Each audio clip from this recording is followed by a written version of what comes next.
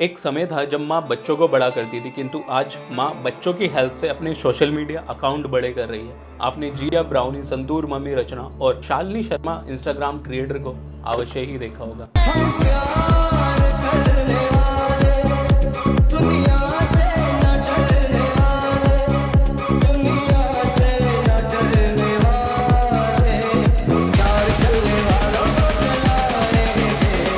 इनकी वीडियोस में रिलेशनशिप माँ बेटे का होता है, किंतु प्रेजेंटेशन वो इंटेंशनली इनके रिलेशनशिप को ऑकवर्ड, बोल्ड एंड सिडक्टिव बनाने की कोशिश करती है। जिया ब्राउनी ने अपनी कंटेंट क्रिएशन जर्नी स्टार्ट की थी normal lifestyle and dance videos upload करने से।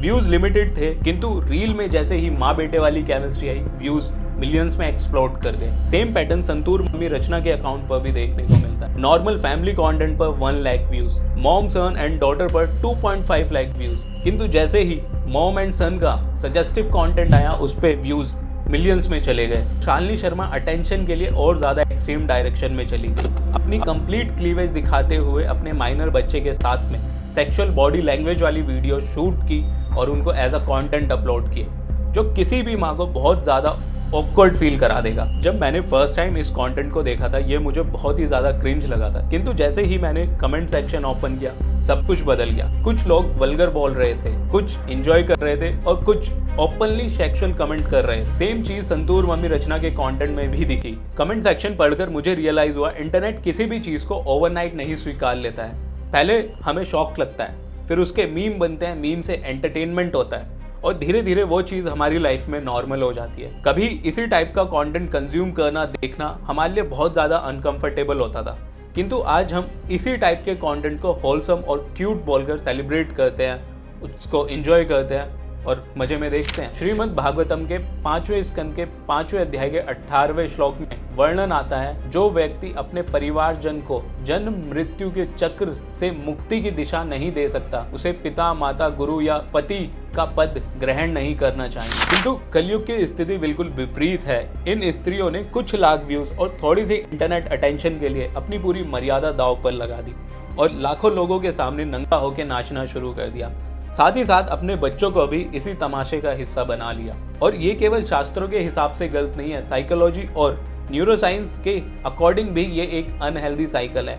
जितना ये ऑडियंस को, उतना ही क्रिएटर के माइंड को भी डैमेज करता है। फॉर एग्जाम्पल, जब आपने पहली बार माँ बेटे के बीच इस टाइप का कंटेंट देखा होगा तो आपको बहुत ज़्यादा ऑकवर्डनेस फील हुई होगी, किंतु रिपीटेड एक्सपोजर की वजह से आज यही कंटेंट आपको नॉर्मल एंटरटेनमेंट लगने लगा है, जिसको न्यूरोसाइंस में हम डिसेंसिटाइजेशन कहते हैं। जो चीज़ कभी बहुत ज़्यादा ऑकवर्ड थी, आज वही चीज़ हमारे लिए नॉर्मल हो गई है, जिसके कारण ऑडियंस भी इस टाइप की सिमिलर चीज़ें करना स्टार्ट कर देती है। और इसका बेस्ट एग्जांपल है ये इंस्टाग्राम प्रोफाइल बीसू का अड्डा, जिसने अपनी माँ के साथ रिसेंटली डबल मीनिंग कंटेंट बनाना स्टार्ट किया है।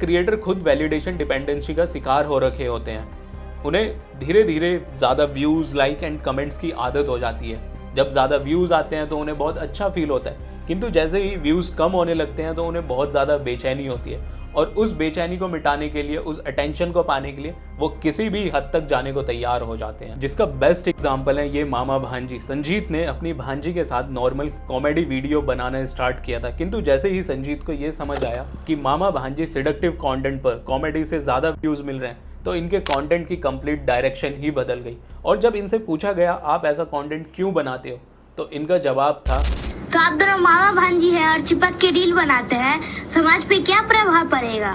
समाज पे क्या प्रभाव पड़ता है इससे हमें कोई मतलब नहीं है। समाज हमें खाना देने थोड़ी आती है। और साइकोलॉजी में इसे बिहेवियर रीइंफोर्समेंट कहा जाता है। जिस बिहेवियर पर हमें ज़्यादा रिवॉर्ड मिलता है, हमारा ब्रेन उस बिहेवियर को रिपीट करने की अर्ज ज़्यादा करने लगता है। संजीत को नॉर्मल कॉमेडी वीडियोस पर 10,000 व्यूज़ मिलते थे, किंतु जैसे ही उसने सिडक्टिव कंटेंट बनाया, व्यूज़ 10 लाख हो गए।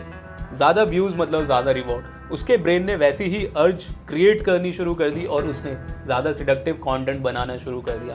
किंतु संजीत ये भूल गया, अटेंशन इकोनॉमी में हर एक नई चीज़ कुछ समय बाद पुरानी पड़ जाती है। आज ये कंटेंट चल रहा है किंतु कुछ समय बाद यही सैचुरेशन ले आएगा।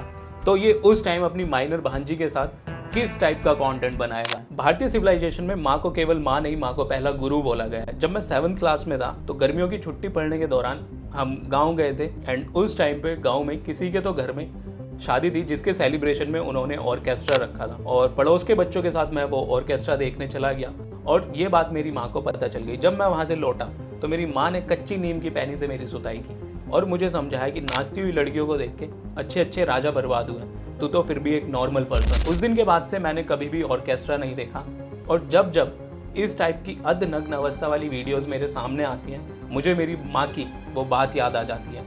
अगर उस दिन मेरी माँ ने मुझे वो चीज़ नहीं समझाई होती तो आज ऑर्केस्ट्रा देखना, इस टाइप का कंटेंट कंज्यूम करना मेरे लिए एक नॉर्मल बात होती। इसलिए कहा जाता है कि बच्चा दुनिया को सबसे पहले माँ की आंखों से देखता है, उसकी मॉरलिटी, उसके एथिक्स सबसे पहले माँ शेप करती है। लेकिन आज इंटरनेट ने मदरहुड को भी कंटेंट बना दिया है। पहले माँ बच्चों को दुनिया से प्रोटेक्ट करती थी किंतु आज नेम फेम मनी के लिए अपने बच्चों के साथ ऐसा कंटेंट बना रही है जिसे ऑडियंस रोमांटिक या सेक्सुअल लेंस से देख रही है। जिस सोसाइटी में माँ की ममता अटेंशन इकोनॉमी का हिस्सा बन जाए वहाँ की अगली जनरेशन कभी भी mentally, emotionally, spiritually, morally stable नहीं हो सकती है क्योंकि वहाँ पर कैरेक्टर से ज़्यादा कैमरा इंपॉर्टेंट हो जाता है। एक सनातनी होने के नाते हम सब बहुत ज़्यादा फॉर्चुनेट हैं। हमारे शास्त्रों में सब कुछ वर्णित है। एक पुत्र का कर्तव्य क्या होता है, एक माँ का कर्तव्य क्या होता है, सब कुछ शास्त्रों में वर्णित है और इन स्त्रियों को शास्त्रों से सीखना चाहिए कि माँ कैसे बनते हैं, जिसमें रानी सुनीति, महारानी कुंती जैसी माँओं का वर्णन आता है। जब ध्रुव महाराज को उनकी सौतेली माँ ने उनके पिता के सामने नाकार दिया था तब उनकी रियल माँ सुनीति ने उन्हें अटेंशन फार्मिंग करना नहीं सिखाया, उन्हें विक्टिम बनना नहीं सिखाया। उन्होंने ध्रुव महाराज को बोला, आराध्य दोक्षच पद पद्मम यदि इच्छसे अध्यासनम उत्तमो यथा, अर्थात बिना देरी किए तुम भगवान के चरण कमलों की शरण लो और उनकी भक्ति में लग जाओ, वही तुम्हें तुम्हारे पिता का प्रेम दिला सकते हैं। किंतु आजकल की माएँ सोशल मीडिया पर नंगा होके अपने बच्चों के साथ नाचने को तैयार है। अगर वही बच्चा भगवत गीता पढ़ के माला करने लगे तो उन्हें चिंता होने लगती है। भगवत गीता के 18वें अध्याय के 78वें श्लोक में वर्णन आता है, यत्र योगेश्वर कृष्णो यत्र पार्थो धनुर्धर तत्र श्री विजयो भूतिर ध्रुवा नितिर्मतिर्ममा, अर्थात जहाँ पर समस्त योगों के स्वामी भगवान श्री कृष्ण और धनुर्धर अर्जुन है वहाँ निश्चित रूप से अलौकिक शक्ति, विजय, ऐश्वर्य, नीति सब कुछ एग्जिस्ट करता है। इन्फ्लुएंसर माओ ने कभी शास्त्र पढ़े ही नहीं है इसलिए उन्हें इस चीज़ की नॉलेज भी नहीं है। किंतु रानी सुनीति ये जानती थी अगर बच्चा भगवान की शरण में जाएगा तो उसको अलग से सक्सेस का पीछा नहीं करना पड़ेगा और यही पॉइंट हमें ये सिखाता है कि माँ का प्रभाव एक बच्चे के ऊपर कितना गहरा होता है। सुनीति ने ध्रुव को ध्रुव महाराज बना दिया। जिया, रचना, शालिनी और संजीत जैसे क्रिएटर से मेरी कोई पर्सनल दुश्मनी नहीं है। हो सकता है ये जो कर रहे हैं वो इंटेंशन इनका अच्छा हो किंतु इन्हें ये चीज़ समझनी चाहिए हर अच्छे इंटेंशन वाली चीज़ सही नहीं होती। कैकेयी भी अपने बेटे का भला ही चाहती थी, उसका इंटेंशन तो अच्छा ही था कि वो अपने बेटे के लिए कर रही है, लेकिन इनसिक्योरिटी और अटैचमेंट में आकर उसने एक ऐसा डिसीजन लिया जिसके कारण उसका अपना बेटा भी उसके फैसले के विरुद्ध खड़ा हो गया। आज भी बहुत सी माएँ शायद सिडक्टिव कंटेंट अपने बच्चों के उज्जवल भविष्य के लिए बना रही हूँ किंतु इसकी कोई अश्योरिटी नहीं है कि इससे उनके बच्चों का भला होगा क्योंकि ये लोग इस बात को भूल चुके हैं वैश्या भी एक स्त्री होती है, माँ भी एक स्त्री है। किंतु समाज दोनों को एक नज़र से नहीं देखता क्योंकि सम्मान स्त्री होने से नहीं मर्यादा में रहने से मिलता है।